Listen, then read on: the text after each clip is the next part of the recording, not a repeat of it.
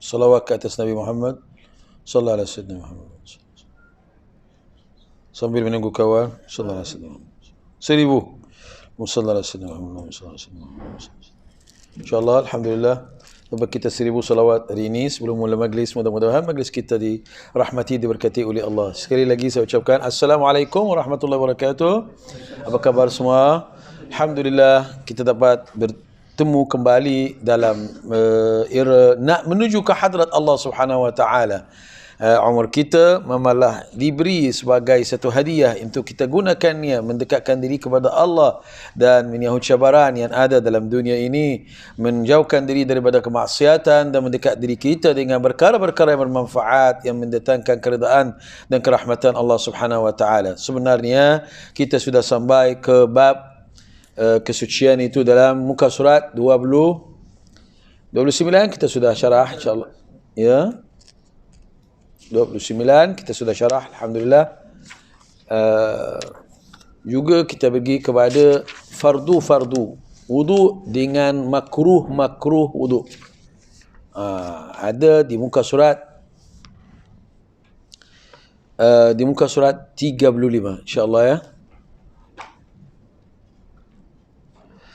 Perkara-perkara yang makruh dalam air masa kita mengambil air sembahyang supaya wuduk kita sempurna. Wuduk ni sebenarnya jangan wuduk terhentilah, maknanya sampai tahap membersihkan muka dengan air. Tidak. Wuduk hakikatnya memohon dari Allah supaya ampunikan dosa yang dilakukan oleh anggota yang dalam muka ni. Hakikat kesucian diri kita dengan air bukan sekadar nak membersihkan yang zahir. Itu sebab Allah Subhanahu wa taala suruh kita berdoa supaya doa itu membersihkan batin kita. Qala Rasulullah sallallahu alaihi wasallam, "Man dzakara Allah." Kalam ini dalam muka surat 34. Man dzakarallah, barang siapa sudah berzikir kepada Allah Subhanahu wa taala inda wudu'ihi. Di garisan yang keberapa? Garisan yang ke-7 dari bawah, muka surat 34 tu. Inna man dzakarallah inda wudu'ihi tahharallahu jasadahu kullah. Bermakna zahirnya dan batinnya sudah suci. Kalau dia berzikir, bila dia basuh tangan, basuh kaki, sapu kepala dan sebagainya. Wa man lam yadhkurillah, barang siapa dalam wuduknya tidak sebut nama Allah langsung, tidak berdoa supaya telinga ni apa? Diberi kekuatan untuk mendengar benda baik, mata ini dilindungi daripada memandang yang haram, dan diberi kekuatan untuk dia senantiasa tengok Al-Quran, membantu orang dan sebagainya. Apabila tidak berzikir, wa man lam yadhkurillah lam yathur minhu illa ma asabahu al-ma', tidak akan dibersihkan dalam dirinya, jasadnya, melainkan yang zahir saja. Bermakna air sudah atas tangan ni dulu ada debu, ada kekotoran, sudah bersih. Tetapi tak dibersihkan batinnya. Apa batinnya? Dia menyusahkan orang, mengambil barang tak berhak untuk kita mengambilnya. Jadi yang menjadi kita sempurna kesucian kita, gunakan air dan gunakan doa. Doa ni untuk membersihkan yang batin, dan air ni untuk membersihkan yang zahir. Bermakna kalau wuduk kita sambil kita basuh anggota yang zahir dengan air, perlu kita gunakan doa. Sebab doa itu sebagai merayu kepada Allah supaya membersihkan yang kita tak boleh capai dia dengan air. Seperti hati kita, jiwa kita, kesukaan kita untuk menyusahkan orang lain. Kesukaan kita untuk mengambil baran, bukan hak kita. Kesukaan mata kita untuk pandang benda yang tidak disukai oleh Allah. Kita memohon dari Allah supaya jaga telinga ni, kita tak mampu nak jaganya. Jadi kita memohon dari Allah. Mana doa ini? Doa ini ada dalam kitab di tangan tuan-tuan. Tapi saya buat secara rambang, ala orang kata yang mudah-mudah ya. Ada doa sini panjang-panjang ya. Mindik saja. Bila kita nak ambil wudu, a'udzubillahi minasyaitanir rajim. Cukup. Tapi kalau cantik, Allahumma inni as'aluka al-yumna wal barakah wa a'udzu bika minasyu'mi wal halakah. Bismillahirrahmanirrahim. Nawaitul wudu. Nawaitu faraidul wudu. Lepas tu kita berkumur. Allahumma, kumur tu ada apa? Ada lidah. Bila buat macam ni, dibersihkan mulut. Tapi lidah ini nak dibersihkan batinnya. Dia suka melukakan hati orang lain. Kita cakap apa? Allahumma a'inni ala dhikrika wa syukrika wa husni ibadatik. Khalas. Sudah. Doa untuk membersihkan batinnya sudah ada. Lepas tu, hidung kita masukkan air dengan tangan kanan, kiri, keluarkan air tu balik semula. Mesti kita sedut air tu. Ini kalau orang selsema ke, atau ni apa, dia punya demam ke, memalah ini sebaik-baik amalan. Ambil air dengan kanan, keluarkan dengan kiri. Dan apa doa ni? Wahai Tuhan kami, berilah merasai wangian syurga. Jangan saya merasai wangian neraka. Itu dalam bahasa Arab. Allahumma arihni raihatil jannah. Bahasa Arab lagi mudah. Satu wattah cukup. Ini nak terjemah mau jadi besar. Yang basuh muka, itu dalam Al-Quran ada ayat itu. Allahumma bayyid wajhi, sinarikanlah wajahku seperti mana. Allahumma bayyid wajhi yawma taswaddu wujuh wa tabyaddu wujuh.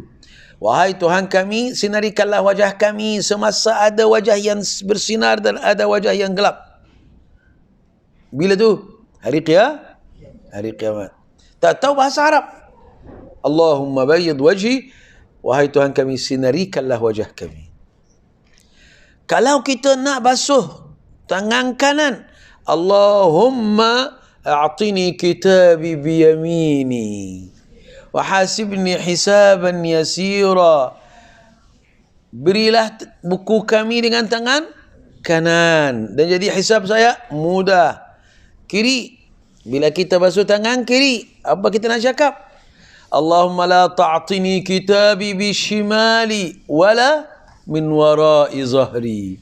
Jangan saya di kalangan orang yang ambil buku dengan tangan kiri ataupun daripada sapu kepala. Allahumma adhillani fi zilli arshik yawma la zilla illa zilluk. Telinga, kita cakap Allahumma ij'alni minal ladzina yastami'una al-qawla fayattabi'una ahsana. Wahai Tuhan kami, jadilah kami di kalangan orang yang mendengar nasihat dan mengikuti sebaik-baiknya. Basuh leher kita, sunat untuk kita, air baru dan kita leher. Tengkuk kita tu, kita cakap apa? Allahumma a'tiq riqabana minan niran. Yang kita doa yang Ramadan tu, a'tiq riqabana wa riqaba abaina minan niran ajma'in. Boleh pakai doa ini bila sapu kepala. Kaki kanan, Allahumma sabbit qadami ala siratikal mustaqim. Apabila hari kiamat, jadi kaki kami apa? Tetapkan kokoh, tak tergelincir, sana tak terbisan, sana tak licin, tapi orang jatuh juga.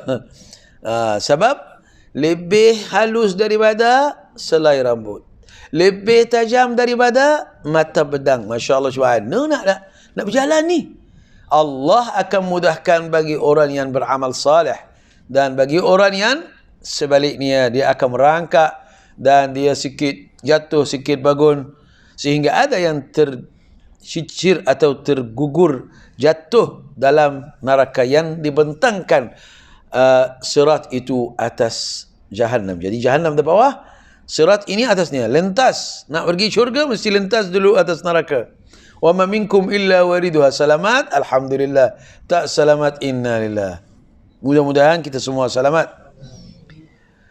Jadi kita sudah belajar ini mungkin dalam pertemuan yang sebelum ini. Hari ini kita nak mengenali makruh-makruh dalam wudu. Ada satu doa saya lupa. Bila kita habiskan wudu, eloklah kita angkat tangan dan menghadap kiblat, cakap apa? Asyhadu an la ilaha illallah wa asyhadu anna sayyidana Muhammadan Rasulullah. Allahumma ij'alni minat tawwabin waj'alni minal mutatahhirin waj'alni min ibadika itu cukup baik kalau kita gunakan doa ini. Sebab banyak kelebihannya. Orang nak murah rezeki gantung juga dengan kita ingat doa wuduk ni. Nak kaji kita cukup. Baca doa wuduk ni dengan bersungguh-sungguh, jangan tinggal. Nak barakah dalam hidupan, doa ini. Adalah 7 perkara dianggap sebagai makruh dalam wuduk. Perkara ini kadang-kadang kita buat tanpa sedari. Contohnya membercikkan air daripada kedua tangan. Tak ada tuala, kita buat macam ni lah. Tak boleh. Ini dianggap makruh. Yang kedua, menamparkan air ke muka dan kepala ramai orang. Bukan dekat sini lah. Kalau dekat bandar mungkin kurang sikit. Tapi orang yang biasa kerja dia malah kerja keras lah. Jadi selalu dia bila nak basuh muka, seolah-olah macam nak bergaduh dengan muka. La ilaha illallah. Tak sayang muka dia. Bawa air, bagi macam ni. Apa salah muka untuk pukul ni? Jadi, memukul muka dengan air, itu satu. Menamparkan air ke muka dan kepala. Itu satu perkara yang dianggap makruh bagi orang yang sedang mengambil wuduk. Perkara-perkara yang ketiga. Perkara yang ketiga, berkata-kata. Tengok orang sedang ambil wuduk, Masya Allah, bercerita macam-macam. Seolah-olah macam dah sudah jadi ini memalah tempat yang nak bersimban sesuai untuk simban. Tak elok. Lagi teruk kalau dekat bilik air. Tengok macam-macam suara keluar. Orang dekat luar pun dah, mereka tak nampak orang luar. Bercakap lah dengan kawan nama. Itu pun makruh ya. Seperti mana makruh kita bercakap dalam bilik air. Makruh kita bawa Quran atau benda yang ada tulisan Arab Jawi itu bawa kepada bilik air, takut jatuh. Satu tanda kehinaan kepada kalam Allah. Kalau terbentuklah satu kalimah daripada huruf-huruf walaupun surah khabar Arab tu, tak boleh. Sebab dia ada alif, dia ada lam, ada ha. Bentukan Allah atau Muhammad, itu pun makruh. Tapi dalam wuduk kita ni, jangan membercikkan air dekat muka, jangan melambarkan air ke muka dan kepala, jangan berkata-kata ketika mengambil air. Ini 3 perkara. Ada lagi 4 perkara yang kita kadang-kadang juga buat tanpa sedar bahawa ini perkara makruh, mengkurangkan pahala wuduk kita. Kalau di muka surat 35, ya, air sebahagian itu makruh air sebahagian itu 7 perkara. Mula makruh dalam air sebahagian itu 7 perkara. Pertama, membercikkan air daripada kedua tangan, menamparkan air ke muka dan kepala ketika berkata. Ketiga, berkata-kata dalam mengambil air sembahyang. Yang keempat, melebih membasuh segala anggota daripada 3 kali. Kalau kita lebih daripada 3 kali, bermakna was-was sudah masuk. Kita nak basuh tangan 1, 2, 3. Buat macam ni sunat takhlil. Tapi kalau kita duduk basuh lebih daripada 5 kali, 6 kali, itu was-was sudah masuk.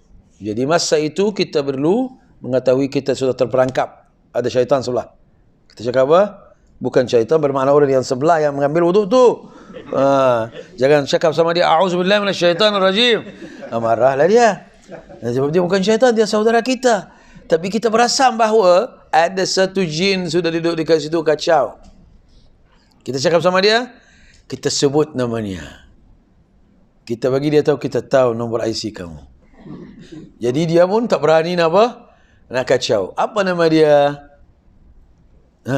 Apa nama jin yang mengacau semasa kita mengambil wuduk dan suruh kita basuh lebih 5 kali?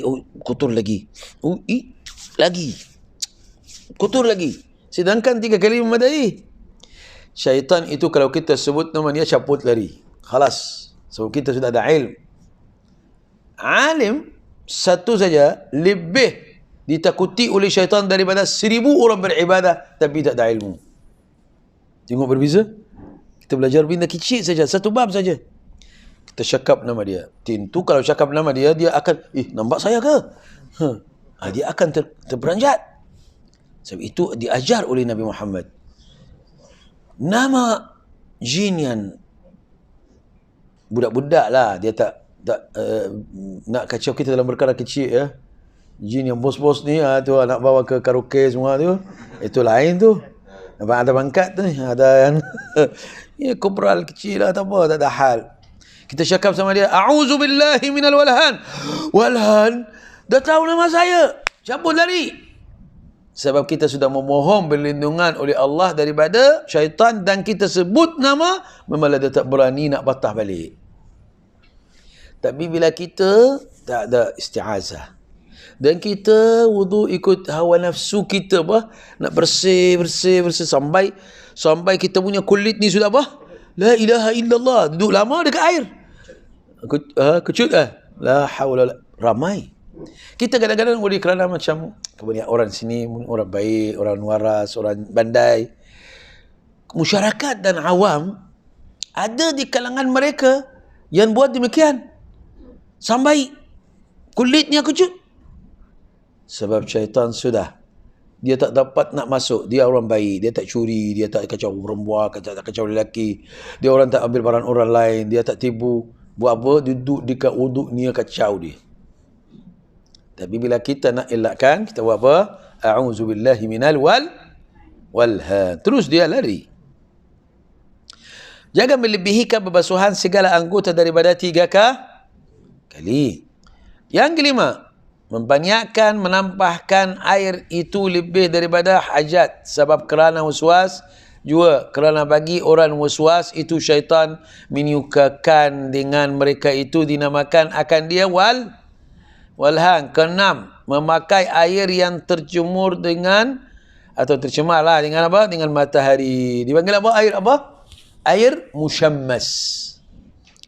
Air musyammas. Matahari ini boleh pakai dia untuk buat solat, ya, untuk ada terang, untuk panaskan air. Tapi ingat bahawa bawar yang datang dari matahari kalau ditukar sudah change kepada benda lain, sudah tak sama dengan matahari direct kepada air kita, akan menjadi sakitkan kulit. Ulama telah beritahu kenapa makruh kita gunakan air musyammas, yang kena matahari, untuk minum ni, untuk basuh ni, pakai untuk basuh. Dia akan memudaratkan kita. Dan kalau jadi amalan, boleh kulit kita akan jadi ada macam keputihan, ya. Jadi Rasulullah SAW sebelum 14 kurun sudah maklumkan kepada kita, jangan gunakan air yang telah lama matahari merosakkannya.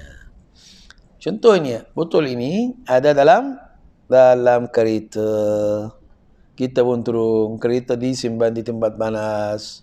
Kita buka pun, Masya Allah, apa yang keluar? Bukalah cermin, sebab ini menyebabkan kanser ni.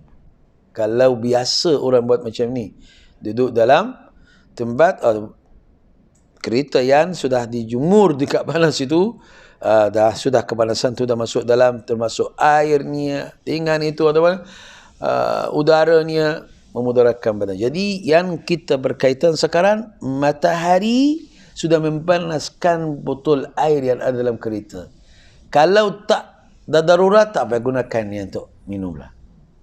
Kalau tak ada darurat, jangan gunakannya untuk wudu. Sebab dia bukan haram. Kalau mudarat 100%, memanglah dia akan jadi haram. Seperti mana makan benda yang tak elok tu, daging yang tak elok tu haram sebab dia memudaratkan. Tapi kalau benda ni, kalau jadi tabiat, memanglah ada kesan dan efek dalam kesihatan kita. Jadi perkara yang keenam, makruh kita gunakan air musyammas, iaitu air yang telah dikenakan matahari lama, dijemur lama. Dan juga banyakkan yang ketujuh, menggunakan air yang sangat panas. Air yang sangat panas, itu yang ketujuh. Memakai air yang sangat panas, itu yang sangat ataupun yang sangat sejuk. Jadi perkara ini semua dalam mengambil air wudu tak digalakkan sebab dia tak dapat pahala nanti dengan sempurna. Sebab buat perkara macam bersihkan air, bercakap semasa wudu, melamparkan muka dengan air, banyak melebihikan basuhan, mubazir semasa air buka, baik habis. Kita ni berkawan dengan alam semula jadi, bukan bermusuhan dengannya, nak habiskan air. Tak apalah, ini bukan air kita, buka saja lah. Orang Islam dia tak mubazir. Walaupun duduk dekat sungai, dia ambil air pun ala kadar. Ajib. Jangan mubazir walaupun ambil air daripada sungai. Dan juga jangan menggunakan air yang terlalu panas, memudaratkan kulit kita, atau terlalu sejuk. Kamu hendaklah mengetahui bahawa sekalian yang disebut semasa mengambil air sembahyang itu, ada yang fardu dan ada yang sunat.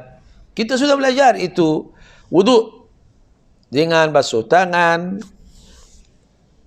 disunatkan sebelum kita mula. Kalau ada bekas air, kita basuh tangan kita jauh daripada bekas itu.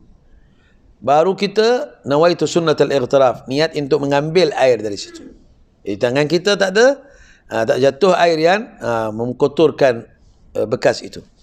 Basuh tangan, basuh muka, basuh mulut, basuh hidung, muka, tangan kiri, kanan kiri, sapu kepala, telinga kiri, kanan kiri, kemudian tengkuk. Kemudian ada sunat dalam wudu ini, seperti mana buat macam ni masa basuh tangan kita, namanya takhlil, gosok, ratakan air. Itu pun melebihikan daripada satu kali, bermakna 3 kali ini sunat. Kalau air tak cukup, gunakan satu kali saja memadai. Kepala ni macam sapu kepala, kalau 1 kali saja dah memadai lah. Kemudian tinggal kaki saja, ya. Kalau kita mandi wajib, wudu kita akan tinggal kaki ini sampai keluar daripada tempat mandi, baru basuh dekat luar. Baru sempurnakan wudu dengan sudah ada mengangkat hadas besar dan hadas kecil. Kita perlu tahu mana fardu, mana sunat dalam wudu, seperti mana perlu tahu mana fardu, mana sunat dalam solat. Kalau orang sudah tolak, dia jadi imam, tapi tiba-tiba dia sudah lupa. Kalau dia tak tahu mana fardu, mana sunat, dia tak boleh nak mengatasi masalah itu.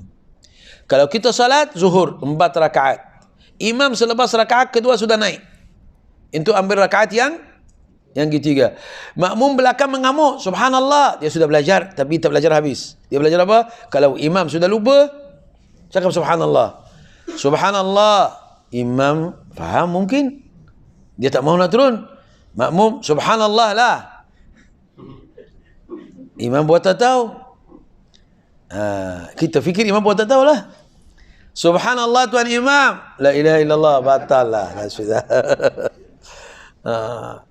Jadi imam atau makmum perlu mengenali mana fardu dalam salat, mana sunat. Dan sunat ini ada jenis, ada sunat yang dimaafkan. Kalau tinggal dimaafkan, ada sunat. Kalau tinggal tak dimaafkan. Imam Syafi'i tinggal qunut subuh, sujud sawi, sebab dia sunnah Jadi ada sunat namanya sunat hayat dan sunat ab'ad. Sunat hayat dimaafkan. Seperti angkat tangan macam ni. Bukan yang pertama. Allahu Akbar pertama ni lain, mesti buat. Kita nak rukuk. Allahu Akbar. Sami'allahu liman hamidah. Allahu Akbar. Jadi angkat tangan intiqal ini, perpindahan ini sunat.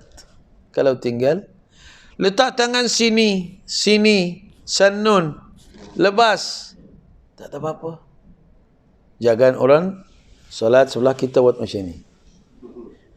Saya kenal orang tu. Bukan sinilah, sanun. Ni. Ajib tak nak. Sudah lama belajar. Tak jumpa ni mungkin. Tak tahu mungkin ada tapi anda tak jumpa lah. Sampai sini. Guru pula mengajar. Tapi jagalah. Anggap itu sebagai satu isu. Sebab ini dimaafkan sunat hayat. Contohnya, kita pandang ke, itu makruh tu. Mesti pandang ke kaki kita. Sepatutnya menghadap kiblat macam ni. Ada orang macam ni. Kan? Ada orang macam ni. Jadi macam-macam lah. Tangan kita dalam masa sujud, mesti tutup dia punya ni. Kalau letak dekat paha, jaran. Kat lantai, macam ni. Tangan kita untuk tahiyat, macam ni. Tu asyhadu an la ilaha illallah. Ni, macam ni. Jangan jari ini sampai situ. Ada ramai orang buat macam ni. Ramai. Kita kalau salat jamaah malah macam-macam. Khasnya kalau tempat berlainan. Tapi kalau jamaah satu surau saja yang kita pergi. Tapi kalau kita banyak-banyak tempat kita salat macam dekat airport ke, dekat itu kereta api punya ni stesen ni, singgah dekat itu apa bam minyak ke apa ke. Macam-macam kita boleh nampak perangai kan. Kita kalau faham mana sunat, mana fardu, kita tak akan susah, akan tenang. Tak payah nak tegur pun kalau ada peluang. Jangan melukakan hati. Jaga hati itu fardu.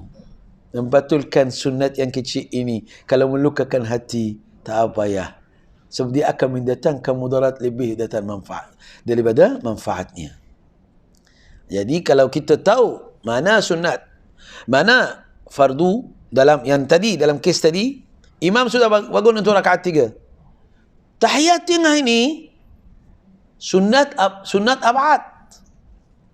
Macam sunat muakkad. Bukan satu kewajiban dalam salat. Jadi tertinggal pun tapi sujud sahwi. Tebusnya ganti dia dengan 2 sujud sahwi. Jangan imam sudah sujud sahwi, makmum sudah mengamuk. Tadi suruh duduk, tak mau duduk. Sekarang pun dah sudah sujud berlebih pula. Itu kira imam ada masalah tu, tak belajar. Jadi kalau imam subhanallah sekali dia tak ikut, kita ikut imam, bukan imam mesti ikut kita. Sebab dia faham lebih. Itu sebab jadi imam. Dia kalau dah tahu mana sunat mana fardu, dia boleh selesai masalahnya. Kalau dia lupa satu rukuk, dia akan bangun ambil satu rakaah tambahan. Dia sudah tak tahu. Ini 3 ke 4? Ambil satu tambah. Kalau 5, tak batal salat. Tapi kalau 3, batal salat. Kita bina ke atas yang kurang.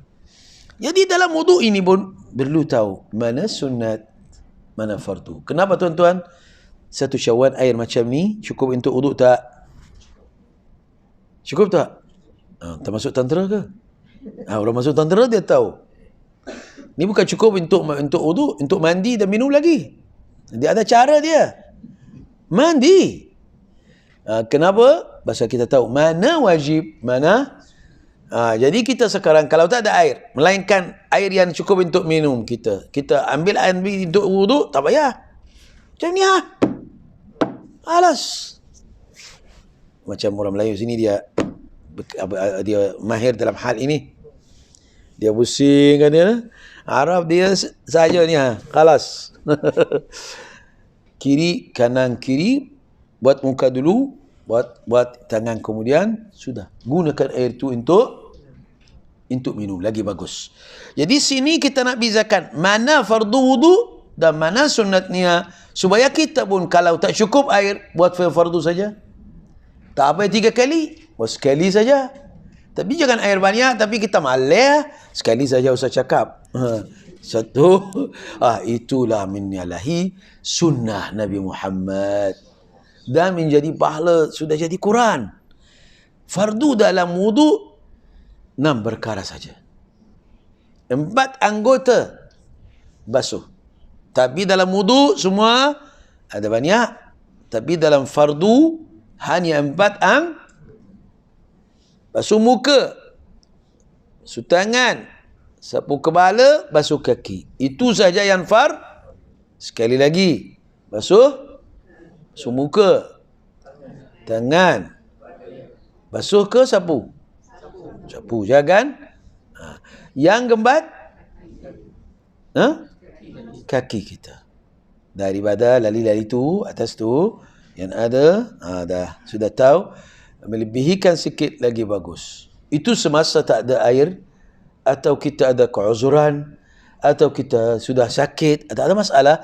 Jadi sudah tahu yang fardu ada kelebihan mengenali fardu dan sunat memisahkan.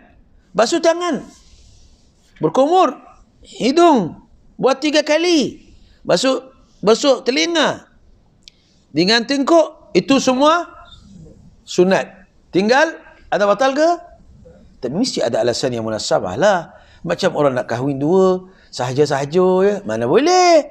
Mesti ada alasan dia. Tak ada alasan, itu kira berani berlebih. Berani tak apa, tanggunglah sendiri. Tak berani, baik-baik jaga mencari bala ya. Tapi rezeki jangan tolak. Kalau ada rezeki teruskan. Halal itu lagi bagus. Halal itu lagi hebat.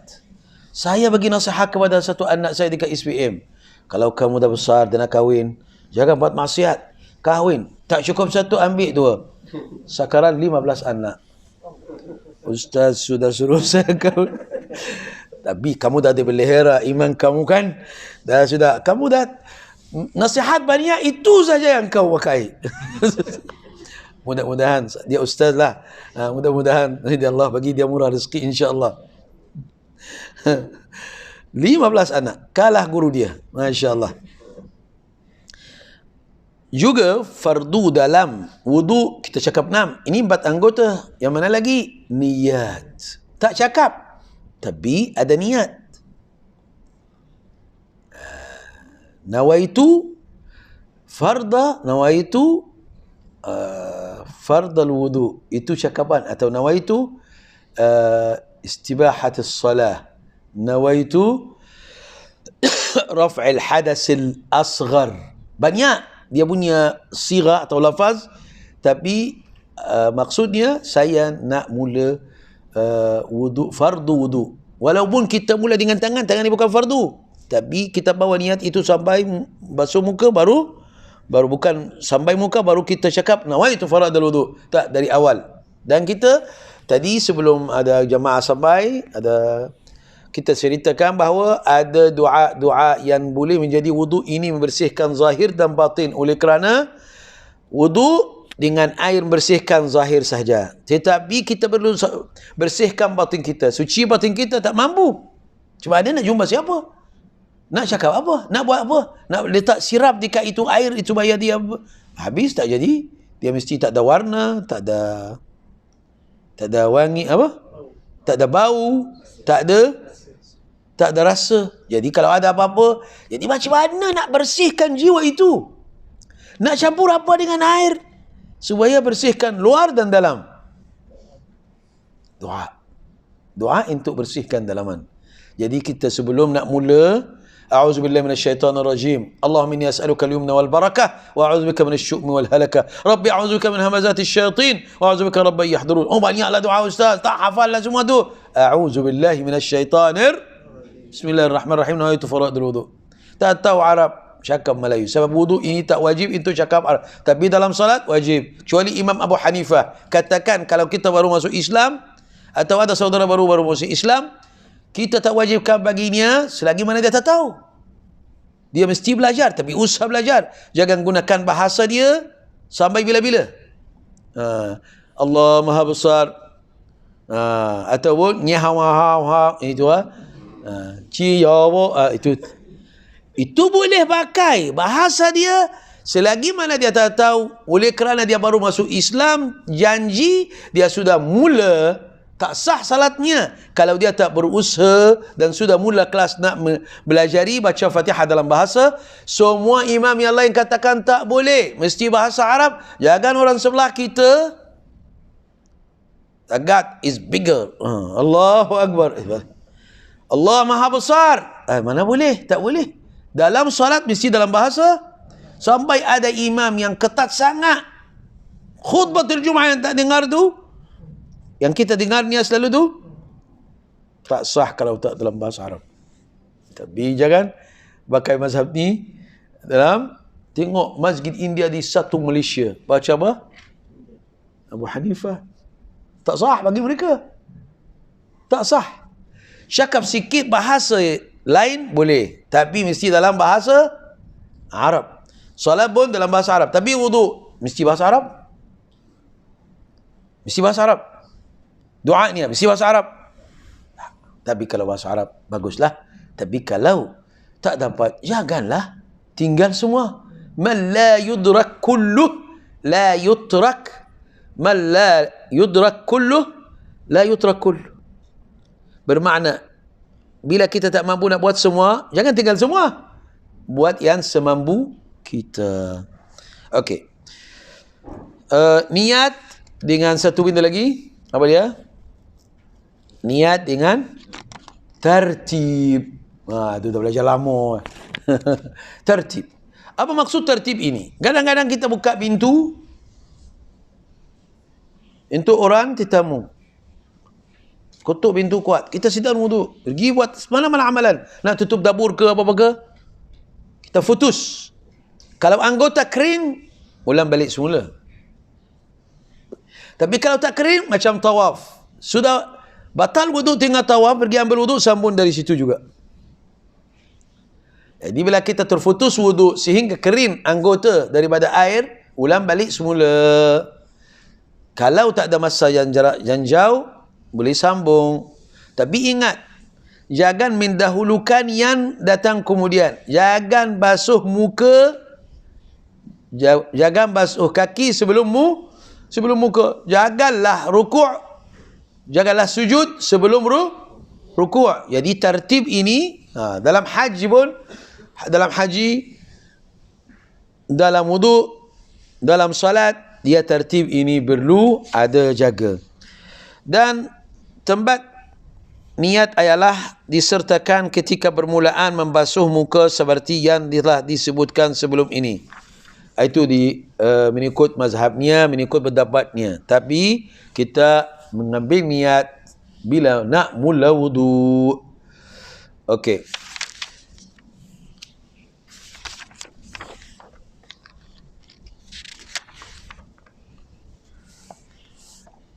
Adapun selain daripada fardu yang 6 ini, semuanya sunnah muakkad, sunat yang menkukuhkan ataupun sunat yang dituntut, dan fadilatnya amat banyak. Jangan oleh kerana sunat kita tinggalkan. Sahabat Nabi Muhammad dia buat sunat oleh kerana ada kaitan dengan Nabi Muhammad. Kenapa buat ni? Sunat. Nabi suka. Tapi kita kalau nak tinggal sesuatu, itu bukan fardu, ni sunat. Oh, dia balik pula. Kita nak tinggal satu benda, katakan ini sunat. Sahabat malu tinggal sunat sebab dia ada kaitan dengan kasih mereka terhadap Nabi Muhammad. Allah, tengok dia punya pandangan mereka. Kalau kita bawa fakta ini dalam kepala kita bahawa tu Nabi suka minum, duduk. Pakai baju, masuk kanan dulu. Pakai kasut, kanan. Masuk surau masjid, kanan. Masuk bilik air, kaki kiri. Dan ada beberapa perkara yang Rasulullah sebagai amalan lazim bagi aktiviti hariannya. Kita belajar benda ni mungkin sebelum muka surat saja. Sunnah Nabi Muhammad al-fi'liyah. Dia ada sunnah qauliyah. Fi'liyah itu kelakuan. Qauliyah itu percakapan. Contohnya, kalau Nabi dapat perkara yang dia suka, alhamdulillah allazi bi ni'matihi tatimmus salihat. Benda baik. Kalau dapat sesuatu tapi tak berkenang Rasulullah dengan perkara ini, tapi datang dari Allah, kita cakap alhamdulillah ala kulli hal. Benda baik ke tak baik dari Allah, saya terima juga. Jadi kalau kita mengingati Rasulullah SAW semasa aktiviti harian kita dan mengagungkan sunnah itu dan beramal dengan niat tanda sayang kita kepada Rasulullah yang melayakkan kita dapat syafaatnya, yang melayakkan kita dapat semangat untuk beramal salih, yang dapatlah husnul khatimah, dapatlah kasih sayang Allah Subhanahu wa taala, dapat kasih sayang sidna Nabi. Sebab kita menghidupkan sunnah ni. Rasulullah SAW barang siapa menghidupkan satu sunnah yang ditinggalkan oleh orang lain, Allah akan bangkitnya sebagai seorang syahid. Satu sunnah Nabi Muhammad dalam pakaian, makanan, berniaga, berkahwin, bercerai, mendidik anak, pergi basar, pergi tempat berkelah, bawa anak, pergi berperang. Semua perkara ini Rasulullah pernah lalui, jadi adalah amalan amal Rasulullah. Bila kita, orang marah kita, seorang datang minal Arab, began baju Rasulullah dari belakang, sehingga ada kesan sini. Ada riwayat yang mengatakan selendang. Selendang ini sudah dia tarik dari belakang sampai merah sini. Tuan, apa mau? Bagilah duit, bantuan. Ini bukan duit bapak kau, bukan duit mak kau. La ilaha illallah. Sahabat semua mengamuk nak belasah orang ni. Quran ada, orang minta sedekah. Bukan dia minta hak. Minta sedekah. Dia bukan ada hutang dengan Rasulullah. Jadi Sidna Nabi Muhammad sudah buat apa? Kalau kita cuba bayangkan Rasulullah SAW dalam peristiwaan ini, banyak masalah dalam hidup kita selesai. Sayalah. Kalau kita ingat, banyak kita hadapi. Orang kacau dekat jalan raya. Dia buat hal, wow, la ilaha illallah. Kita sangka baik. Sidna Nabi tak marah dia. Dia suruh sahabat bertenang. Nak apa? Nak duit? Saya nak banyak ni. Bukan duit bapak kau ni. Ini duit orang Islam kan? La ilaha illallah. Kalau minta pun minta dengan baik. Tapi Rasulullah tak marah. Wahai Umar, bagilah duit. Dah sudah cukup? Tak cukup. La ahsanta wa la ajmal. La ilaha illallah. Kamu bukan bagi apa-apa pun ni sikit lah. Nak lagi? Nak. Bagi lagi. Rasulullah sudah puas. Dia sudah malulah. Rasulullah bagi banyak. Sudah. Saya nak ajar kamu sesuatu. Hadis ini banyak riwayatnya. Inna dunya khadratun hulwa. Faman akhazaha bi tibi nafsin barakallahu lahu fiha.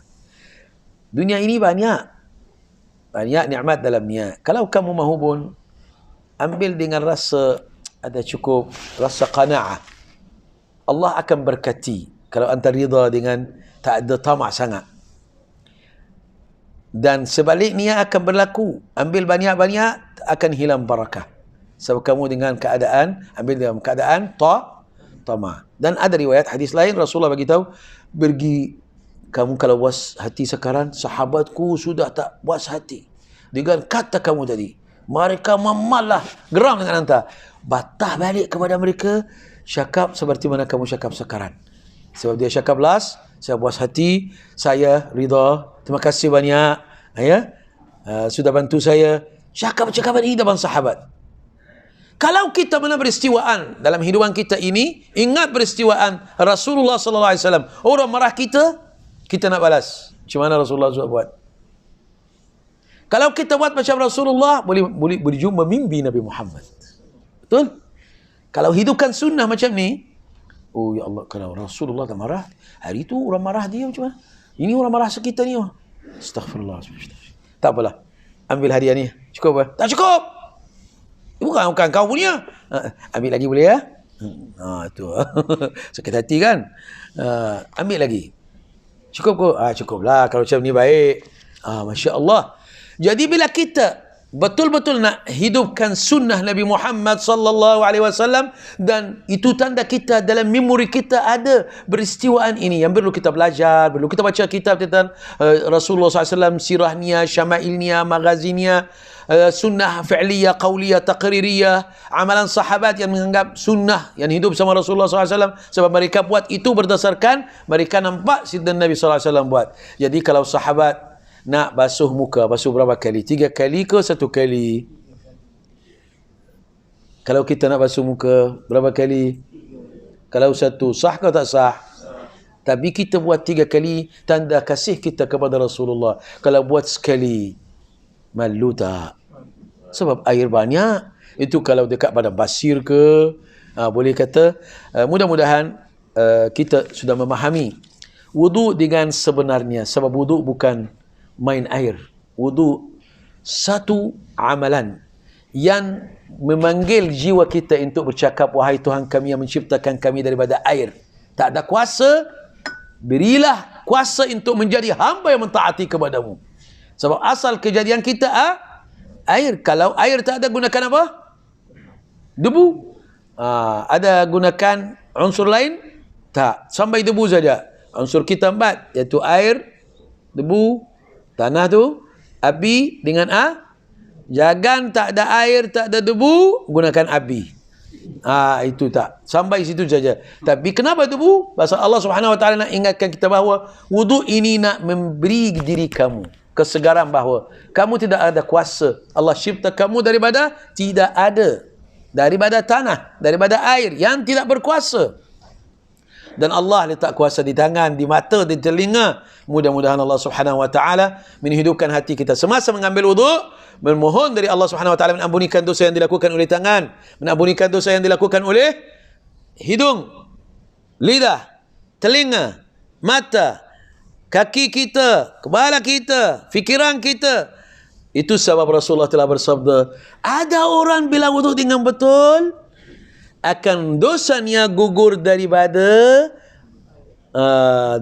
badannya seperti guguran air itu. Bermakna air menitik, dosa kita jatuh bersamanya. Macam pokok di tempat yang atas, suasana yang ada angin kuat, angin rebut.